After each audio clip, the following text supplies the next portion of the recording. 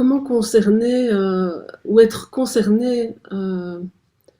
ensemble, mais de manière différenciée par la femme et l'homme, enfin les deux partenaires du couple qui s'apprêtent à avoir un enfant, qui portent un enfant, et quand ils sont touchés par chacun d'eux, par un vécu traumatique qui peut être différent. Donc ça pose vraiment,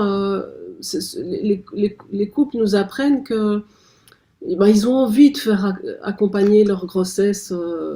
d'être accompagnés ensemble et puis d'être présents à la naissance. Et on peut penser à toutes les démarches de considération pour le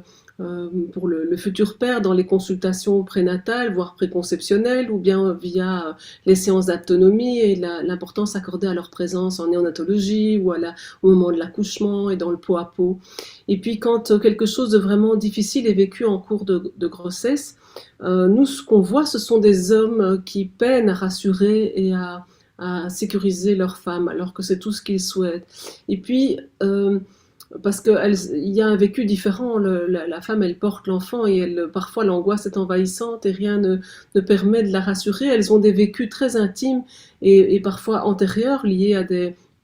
vécus traumatiques ou difficiles antérieurs dans le lien au sein de leur propre famille ou dans leur propre environnement ou dans le rapport à leur propre corps. Et ce qu'elles demandent aussi, c'est à pouvoir être écoutées et accueillies dans leur intimité, c'est-à-dire seules, en dehors de leur conjoint. Parce que ce n'est pas la qualité du conjoint qui est mise en cause à ce moment-là, c'est vraiment qu'elles ont à pouvoir écouter ce qui se passe en elles, le mettre en forme et pouvoir décoller leur vécu de la réalité de cette grossesse-là, du lien à l'enfant, du lien avec leur conjoint, pour retrouver des points d'équilibre.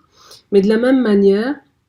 certains hommes peuvent avoir des vécus qui les font paniquer à l'approche de la naissance, ou parce que c'est un deuxième, ou parce que c'est un garçon cette fois-ci, ou parce que c'est une fille, ou parce qu'il y a des angoisses au niveau financier, enfin des tas de choses dans l'investissement entre leur travail et les attentes de leur femme. Et il y a des choses qu'ils peuvent formuler lors de la séance de rencontre avec la sage-femme,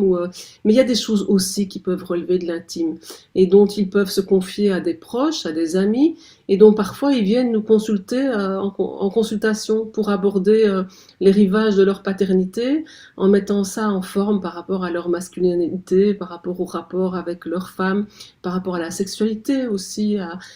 l'attaque du lien, du rapport intime à la femme qui devient mère aussi. Et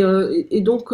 je trouve qu'il faut beaucoup de souplesse parce que tout ne mérite pas d'être abordé les uns avec les autres en toute transparence. Chacun a sa vie subjective, chacun a sa vie intime, chacun a son propre corps, le rapport qu'il entretient avec son corps, avec le corps de l'autre. Et la promesse de l'enfant vient comme aussi enrichir l'expérience, mais est aussi un perturbateur de tous ces équilibres antérieurs. Donc pouvoir accueillir ça pendant le temps de la grossesse ou vraiment autour de la naissance, et pouvoir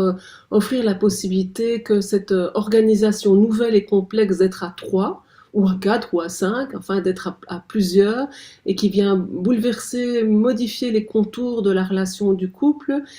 c'est quelque chose qu'on ne fait pas encore suffisamment. Et je trouve que ce travail dans l'antériorité de l'arrivée de l'enfant à la naissance, mais pendant la grossesse, quand on est concerté, concerné, comment contactés par un futur père ou par une future mère qui viennent questionner ces équilibres-là et la nécessité d'être rencontrés chacun avec sa préoccupation, chacun avec ses questions, mais toujours dans une loyauté par rapport au couple et par rapport à l'enfant à venir, c'est vraiment une voie d'accès pour aider les uns et les autres à ne pas se perdre en chemin, mais à gagner de l'épaisseur psychique, de l'épaisseur relationnelle et de la liberté d'engagement dans la nouveauté qui survient avec l'arrivée de l'enfant à sa naissance. Donc c'est vraiment un plaidoyer pour des espaces différents et où les hommes soient aussi écoutés et les femmes